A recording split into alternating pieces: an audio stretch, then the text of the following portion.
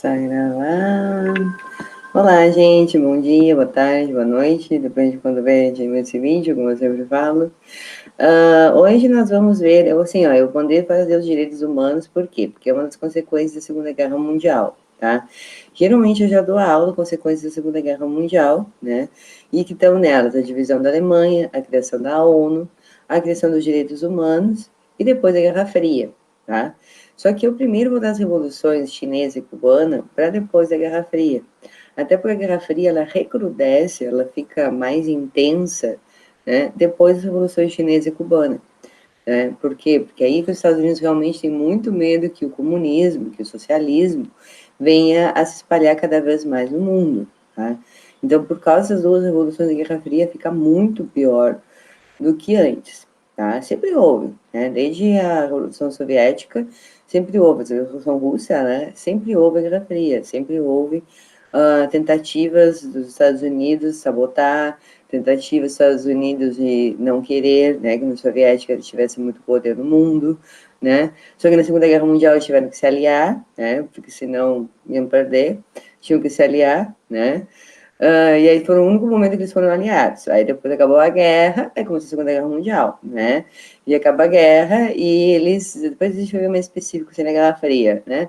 Os Estados Unidos ficou como superpotência junto com a União Soviética e fica polarizado o mundo, né? É uma época em que o mundo está polarizado, não é como hoje em dia, que não é tão assim. Hoje em dia, os Estados Unidos e pronto. Né? As pessoas que falam de ameaça comunista estão delirando, porque não sei de onde elas tiram isso. Mas não tem mais. Não existe mais isso aqui. Nem no mundo existe mais isso. Tá? Então tá, pessoal. Então vamos começar. Como será que foi a Revolução Chinesa? Tá? Pô, a Revolução Chinesa ela é um pouco complexa, mas ela não é tão comprida, uma aula curta que eu vou dar, porque é bem resumido. É mais simples do que entender do que a Revolução Russa, tá? Qual era a China? Como estava a China, né? A Revolução Chinesa é complexo, por quê? Porque o movimento começa lá desde a Revolução Soviética, eles começam a ter uma ideia de mudanças do governo. A China sempre foi governada por dinastias, né? Dinastias imperiais. Então, era um sistema extremamente quase que feudal, né? Isso se fala no Ocidente, né? Eu sou contra falar feudalismo no Oriente, né? Porque é uma palavra que a gente fala para a Europa, né? A gente pode dizer a Europa foi feudalista, né? Mas a gente não pode dizer que a Ásia foi feudalista, né? Só que, claro, pela similaridade, né? Ou seja, para algumas coisas que são parecidas com o feudalismo, né? Como, por exemplo, a servidão total dos camponeses, os camponeses passarem fome, dependerem de alguém superior, mas não era assim tão parecido, entenderam, gente? Por exemplo, a China sempre foi um estado centralizado, nunca foi algo descentralizado, nunca foi, o senhor feudal tinha mais poder que o rei, não, nunca. Os reis sempre tiveram muito poder, né? Tanto que tinha essas dinastias e os reis tinham muito poder. Então, não havia realmente feudalismo ocidental, tá? Mas eles chamam de feudalismo, né? Então, a China tinha todas essas dinastias, né? E começam a querer lutar contra o Japão, né? Que o Japão começa com o seu imperialismo, vocês veem na Segunda Guerra Mundial o imperialismo japonês, e nós vemos o imperialismo japonês lá no início do ano, lá em maio, a gente viu isso, quando a gente fala de imperialismo, né, lá nas APNPs, né, que o Japão era muito imperialista, achava superior a todos os outros países da Ásia, achava no direito de dominar todos eles. A desculpa era que ia livrar os países asiáticos das garras dos europeus, né, essa era a desculpa deles para dominar tudo, né? Então, eles estavam lutando contra o Japão, tá? Bom, nessa luta, ao mesmo tempo, estava havendo um processo revolucionário, estava havendo uma luta armada, né, liderada por Mao Tse-tung, arregimentando mais os camponeses, porque a China era um país extremamente agrário, é outro país onde a revolução se faz e a população é extremamente agrária, né? Aliás, todos são agrários, é uma coisa impressionante, porque o Marx ele achava que a revolução ia se fazer em países industrializados. Não, foi em países agrários, né? Agrários e muito atrasados, com muito analfabetismo, com muita pobreza, muita miséria, né? Então, se fez nesses lugares, tá? Então, vai haver uma luta paralela, né? Vai ser contra os japoneses, lá desde os anos 20 já, 30, os japoneses já estavam incomodando, né? E, ao mesmo tempo, vai haver uma tentativa revolucionária, tá? E é complexo porque tem o Chiang Kai-shek de um lado, tá? Isso nos anos 30, e um Mao Tse Tung de outro.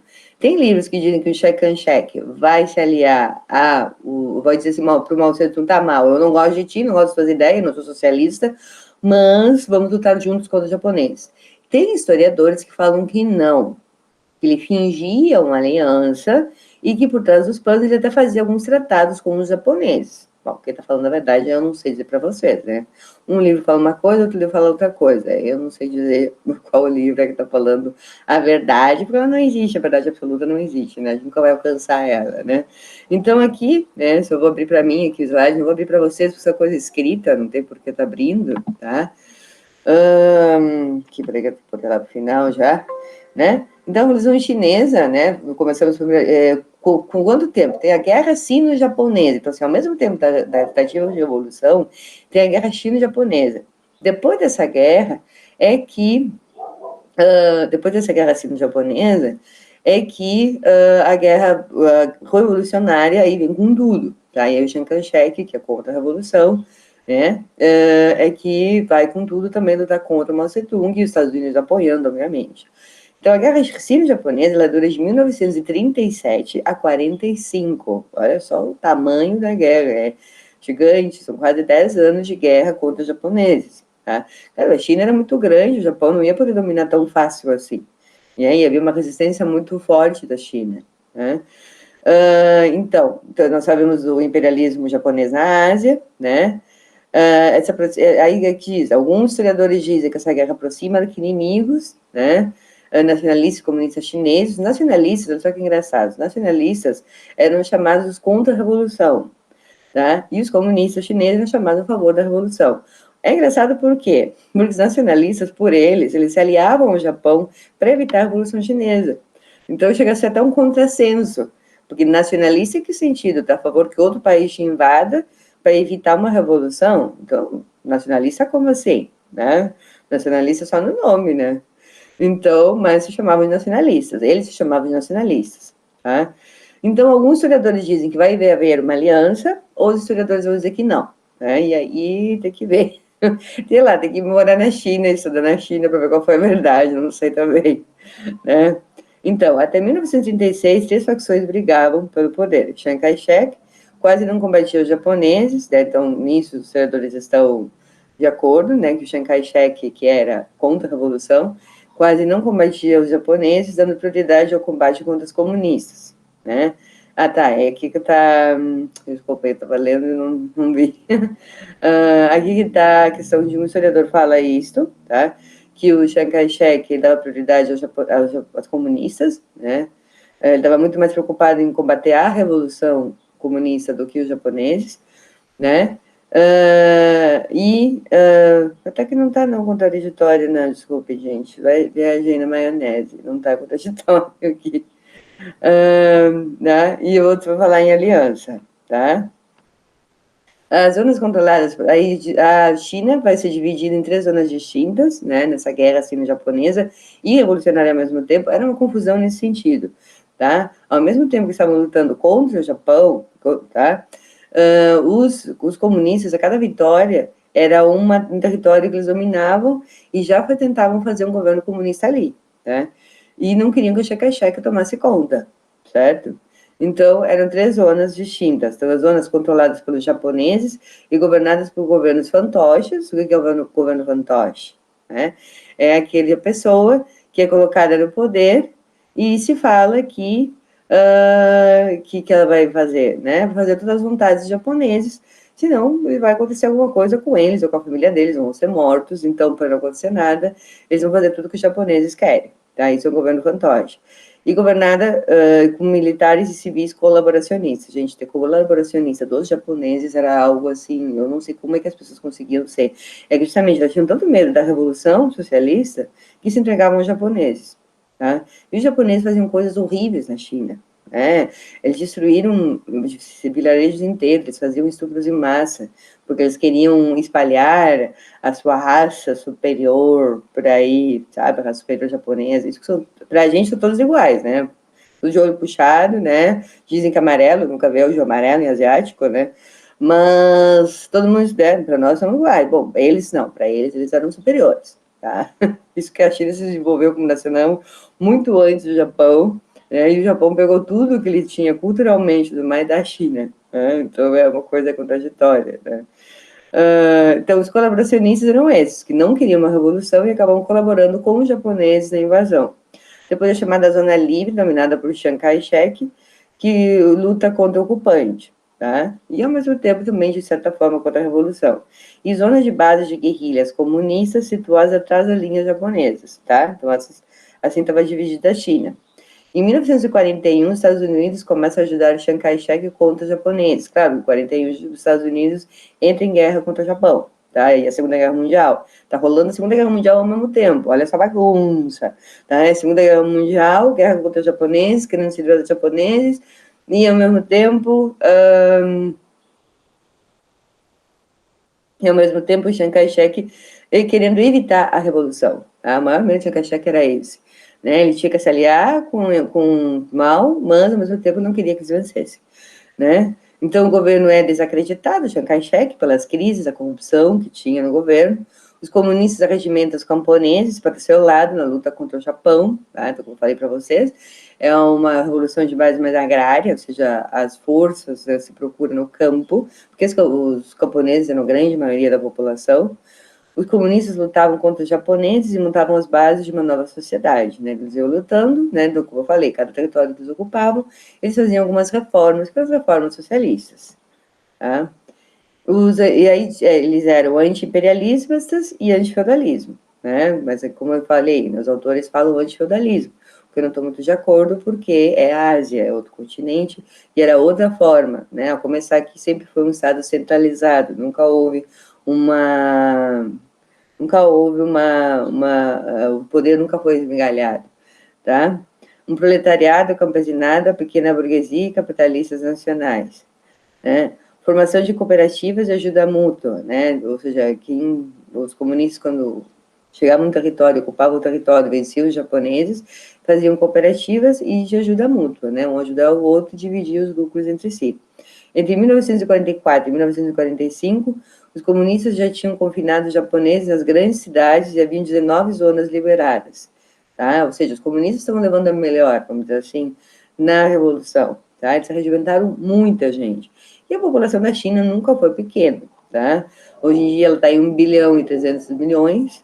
Na época também estaria beirando a 1 bilhão por aí, né? Então nunca foi pequena a população da China. Então, obviamente, vão regimentar muitas pessoas contra os japoneses, tá? Depois, acaba a Segunda Guerra Mundial e começa a chamada Guerra Civil, tá? Vai de 45 a 49, que aí sim é o Chiang Kai-shek contra os revolucionários, tá? Então, de início, forma um governo de coalizão entre Chiang Kai-shek e Mao Tse-tung. Isso é o que um historiador fala, é aí que eu falei que está contradição, tá, gente? Porque uns historiadores falam que sim, outros historiadores falam que nunca houve essa coalizão. Em 46, há uma evacuação da Manchúria pelos soviéticos, o que faz dois lados chineses guerrearem, né? Aí sim, aí começam a lutar o Chiang Kai-shek contra o Mao Tse-tung. Os comunistas vão ganhando terreno no norte da China, enquanto o governo de Chiang Kai-shek vai perdendo a credibilidade, tá? Como eu falei lá atrás, já havia muitas denúncias de corrupção, de mau governo. Inclusive, isso que ele teria, sim, havido reuniões secretas com os japoneses para a questão da paz e tudo mais. Então, já viam o Chiang Kai-shek com maus olhos. Nas zonas controladas pelos comunistas é realizada a reforma agrária, claro, porque como a revolução de base agrária, né, a primeira coisa que eles fazem é a reforma agrária.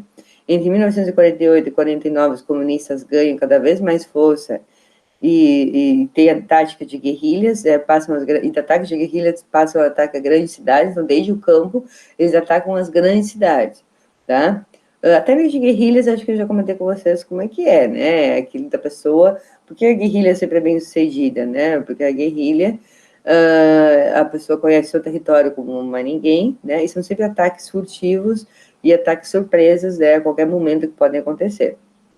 O Chiang Kai-shek chega a propor um tratado com o Mao, mas ele acaba se refugiando em Taiwan, tá? Se refugia em Taiwan, foge, né?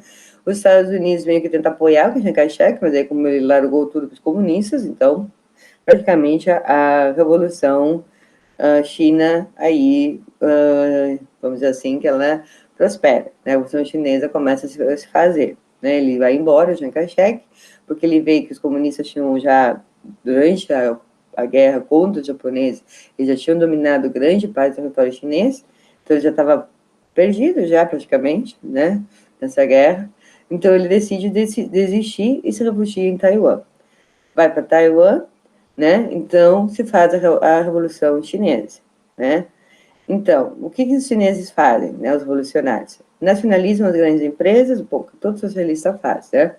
Nacionaliza as grandes empresas, faz a reforma agrária, estabilização econômica e monetária, que precisava ter, né, depois de tantos anos de guerra, reorganização do sistema educacional, né, ou seja, alfabetizar a maior parte das pessoas, né, todos terem acesso à educação, grandes propagandas pró-governo, até hoje tem isso na China, né, aquela coisa do o mal é o máximo, Mao Tse-tung, né, e ter fotos dele por qualquer lugar, e fazerem saudação a Mao, cantar músicas, todos tinham que ler o chamado livro vermelho de Mao, né, então isso se fez. Modificações no casamento, ou seja, aquela coisa de casamento arranjado, não existe mais, tudo mais. Remodelagem ideológica dos intelectuais. O que seria essa remodelagem ideológica? A mesma coisa que aconteceu na União Soviética, tá?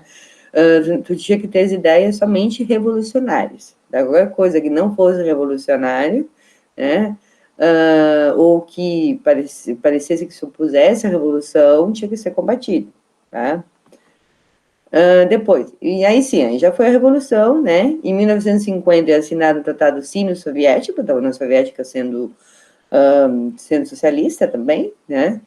Primeiramente adota o modelo soviético de industrialização, tá? Principalmente a indústria de base, né? Como os soviéticos, né? Que fizeram indústria de base a sua, vamos dizer assim, o seu grande objetivo de desenvolvimento, né? Por que a indústria de base? A indústria de base é extremamente importante porque ela vai permitir o país se desenvolver com plenitude e com independência de outros países, né? Qual é a indústria de base? Bem, na indústria de base nós temos o quê?